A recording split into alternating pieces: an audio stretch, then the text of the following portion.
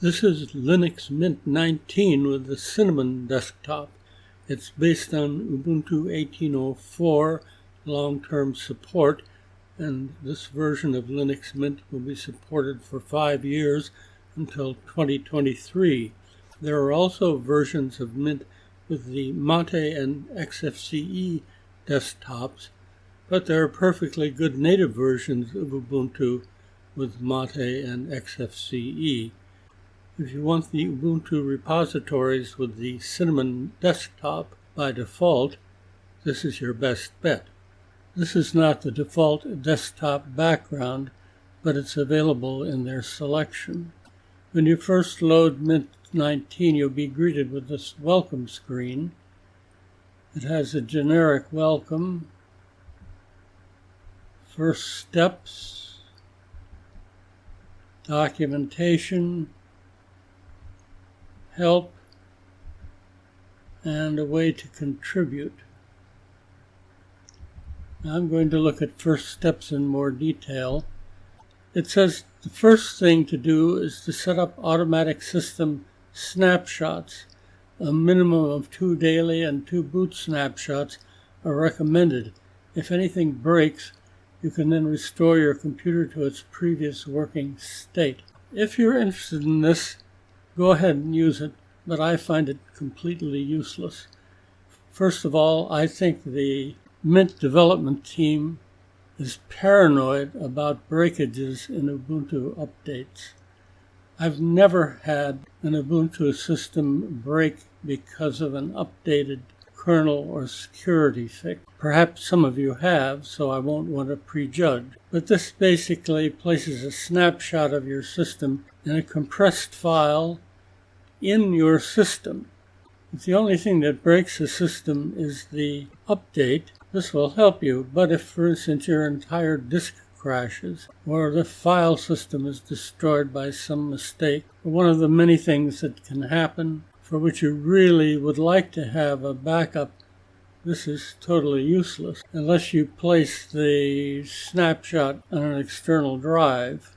As I say, if it's your cup of tea, feel free to use it.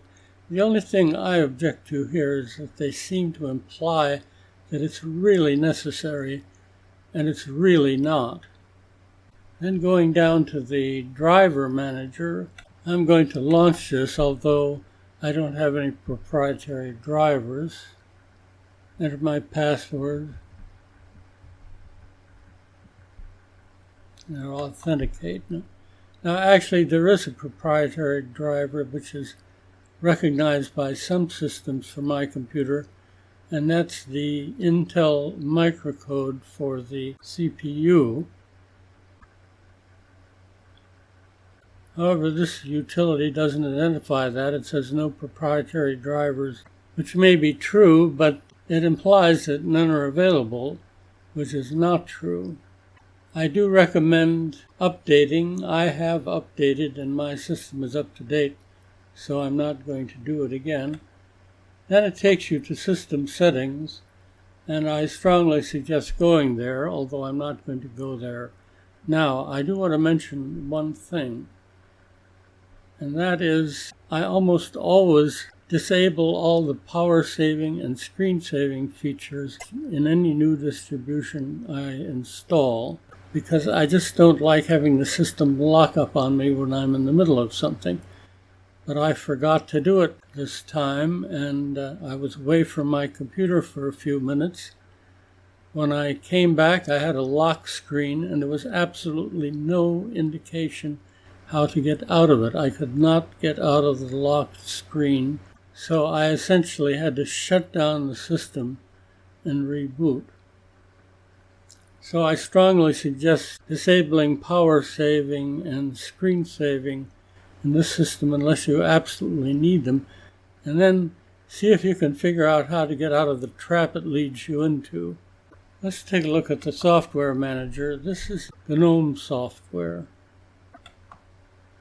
And this is an excellent utility, especially if you don't know exactly what you're looking for and you want to browse through the available options. So you can click on Accessories,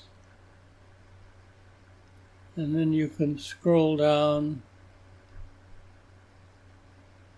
and look through all of the available accessories. I'm not sure exactly what order they're in. There doesn't seem to be any discernible order, perhaps frequency of use. So anyway, there are a lot of them. And you can do this for any category. If you know what you're looking for, of course, you can always search. And it doesn't find Audacity because I'm still in accessories. However, if I go back to the main page,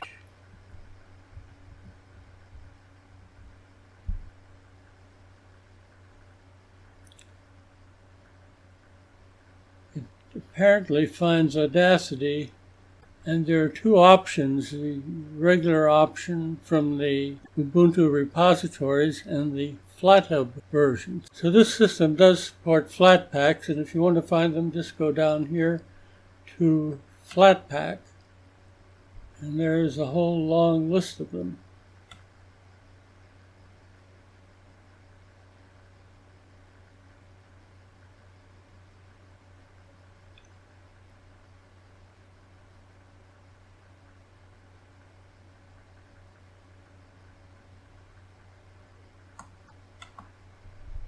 I would say that this is particularly good for a long-term support release like Linux Mint, because repositories will become rapidly out of date for some of these applications, and you may wish to have a more up-to-date version. So that's the Software Center. It works fine. So I'm going to close this and take a look at what's on the menu. Under Accessories, you have Archive Manager, Calculator, Character Map, Disks, which is GNOME Disks, Document Viewer, Files, which is the Nemo File Manager, Fonts, Image Viewer, Passwords and Keys, Redshift, Screenshot. To activate Screenshot, all you have to do is press the Print Screen key and save the screenshot.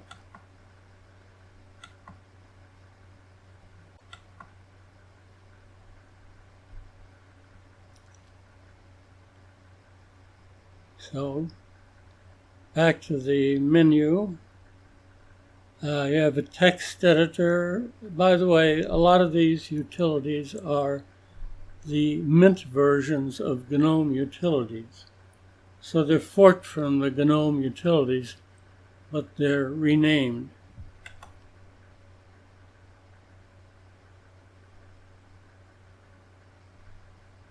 So this one is very much like gedit, but it's actually called XED.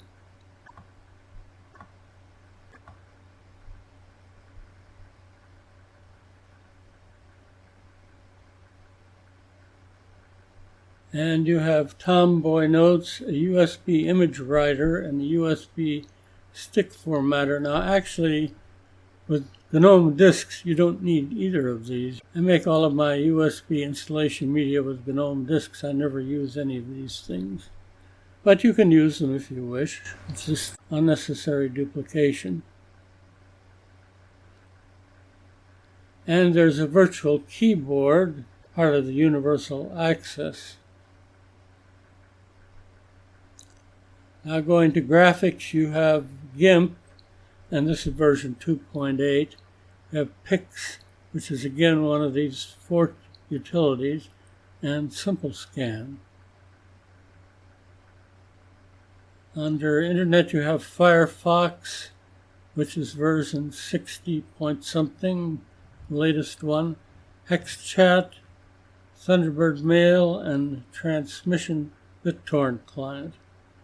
Under Office, you have Calendar, which is basically the GNOME calendar, and the complete LibreOffice suite, and that's version 6 point something, just about the latest version. Under Sound and Video, you have this generic media player, Rhythmbox. I installed Simple Screen Recorder from the repository, and you have the VLC media player. which is the one I really use. I don't use the other media player. Under Universal Access, you have Onboard, which is the on-screen keyboard again, and there are other accessibility utilities available in the repositories. Under Administration, you have a backup tool, which is for backing up your data, Disk Usage Analyzer, Driver Manager, again if you want to install proprietary drivers, this is the place to go. Login window, this allows you to configure that. Logs, you can view the logs that your system generates. Power statistics, printers, software manager, that's the one we just looked at. Software sources. Now, this is worth looking at because this is where you can pick your fastest mirror. Enter my password.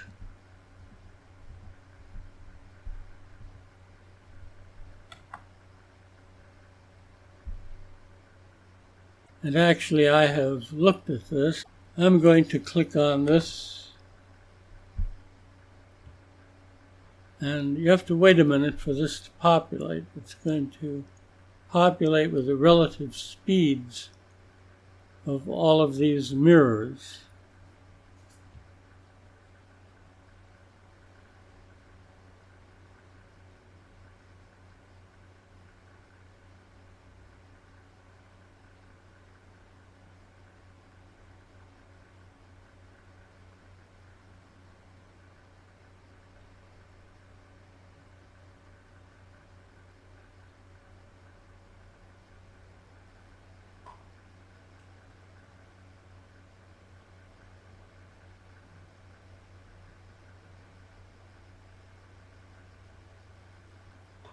Now, it looks to me like I'm going to have to click on speed to rank these, and that's the case.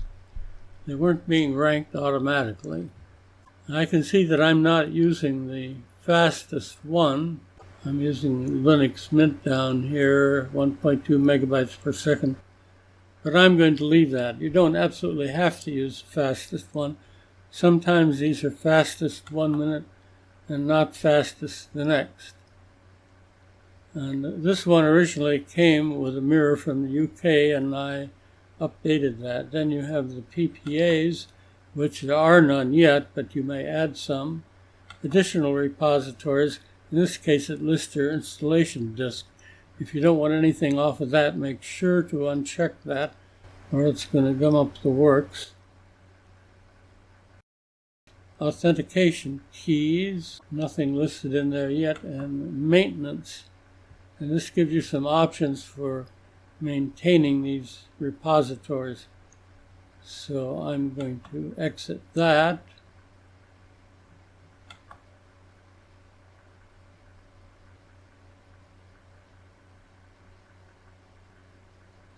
That was software sources. Synaptic Package Manager it has, as I mentioned. System Monitor. I'm not going to look at that now, but I took some snapshots, which I'll show in a minute. System Reports.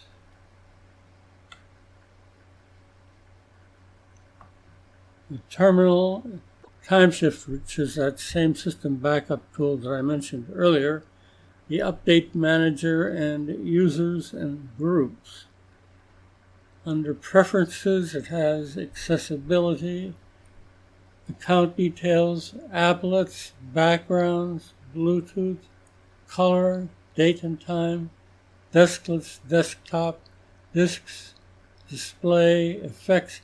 By the way, all of these are available in the System Control Panel. So as with many distributions, there's a lot of duplication here.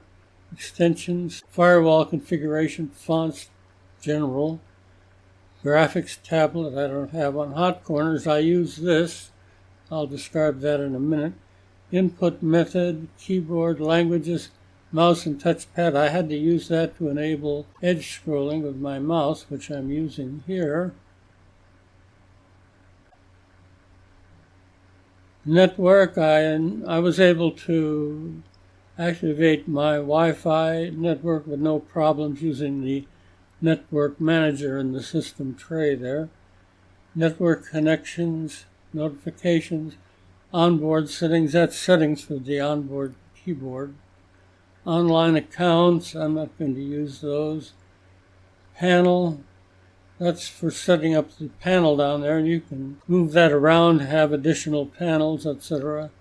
Power management, I did use that eventually to disable all the power saving features so that I didn't get locked out of my system again. Preferred applications, privacy settings, Qt 5 settings, screensaver, I use that to disable it. Sound, I use that to set up my microphone to make this recording.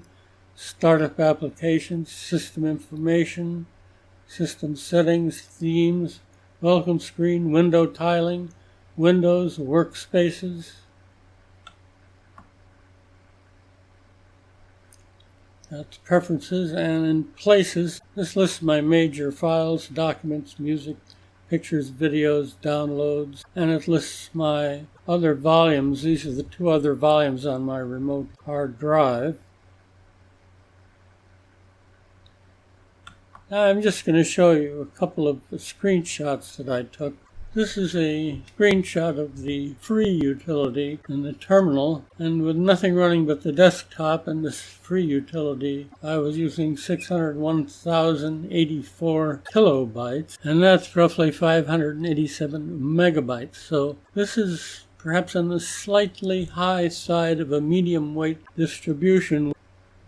Now I took this one of the system monitor, and the only additional thing that was going here was the system monitor. CPU use is low, but not as low as I would have expected with so little running. And here the memory use is 896 megabytes, a little higher than the free utility showed. It isn't unusual, by the way, for these various measuring instruments to differ. And of course here you have the system monitor itself using up some resources. Now, as I said, I enabled one of the hot corners, and that was the upper right. That takes me to my workspace grid, which is the way I like to switch between workspaces in Linux Mint.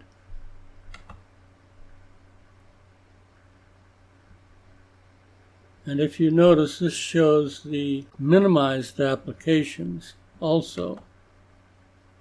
Simple Screen Recorder is minimized here, and it's down here in the window list.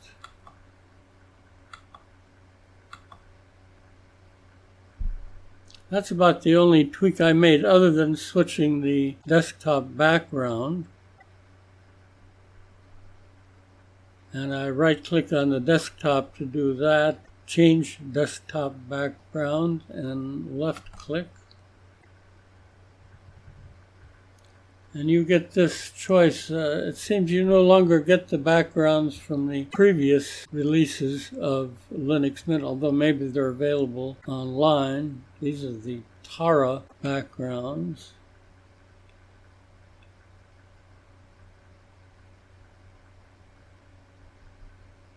And I chose this one, which is Abstraction by Jan Kaluza. You can also get the traditional Linux Mint background, and I believe this one on the right here was the one that was installed by default. You can also play backgrounds as a slideshow, but I have that disabled, and you can set the aspect ratio. Now, as I say, I'm already updated, so I can't show you much here. But as you notice, there's this big orange warning, please set up system snapshots. And they're worried that if you make an update and the update breaks your system, you could then go back to the system as it was before you did the update. And I've already gone into my feelings about that, so I'm not going to belabor the point. One thing you notice is that this window goes below the panel. Panel settings. Always show panel. I right-click on the desktop settings. This is not what I'm looking for, but while I'm here, let me mention that I disabled showing the computer, etc., home, trash, mounted volumes, network. You can either have those or not as you wish. What I was looking for, some way of keeping the windows from going below the panel. Let me see if I can try something else. I'm going to go to System Settings. Notice that there's no little tooltip for these things in the Favorites bar here, but the description is shown at the lower right of the cinnamon menu. Desktop Settings, Terminal, etc., Files. So I'm going back to Desktop Settings. Let me look under Windows. This doesn't have what I want either. Doesn't really do what I want to do. What I really want to know is why are the windows going below the panel? This shouldn't be the case. So I'm going to have to look at that for a later date. I don't want to spend a lot of time in it now, but it just seems to me that the windows should not go below the panel as they seem to do. While I'm here, I want to mention one thing under Effects. When I first started this up, it was very sluggish, and what I did is I disabled all the effects. However, they seem to have re-enabled themselves here.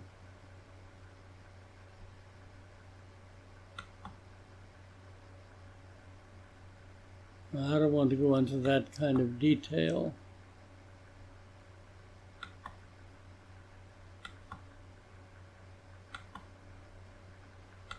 I'm going to disable them again, and hopefully it will stick this time.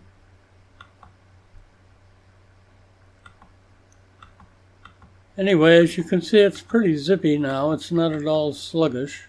I do want to mention that since this is based on Ubuntu 18.04, there are some things that don't work in Ubuntu 18.04, and I'm not the only one who has found them. And as a matter of fact, I'm not familiar with many of them. The two I'm familiar with are the fact that some Epson and Brothers scanners don't work without a little fiddling, and I made a video about that, so you can look that up if you have such a problem. And another one which I probably haven't mentioned before is that GNOME Boxes does not seem to work with Ubuntu 18.04, or at least not yet. However, VirtualBox does work with Ubuntu 18.04, and I assume it's working with Linux Mint 19 also. At least you have access to some sort of virtual machine, that is, if your system supports virtual machines. So that's just a brief glimpse at Linux Mint 19 with the Cinnamon desktop. I've used Linux Mint Cinnamon often in the past, more often when it was reissued every 6 months, less often since it has been 2 years between new versions. But I recommended it to friends who like a long-term port release, who don't like to constantly reinstall their system, who would rather never reinstall their system, but 5 years is long enough. Most computers don't last that long. They become out of date. So it has a definite market, but it's very attractive and generally user-friendly with some exceptions, which explains why it continues to be one of the most popular Linux distributions. This is XRAM Tech. Thanks for watching.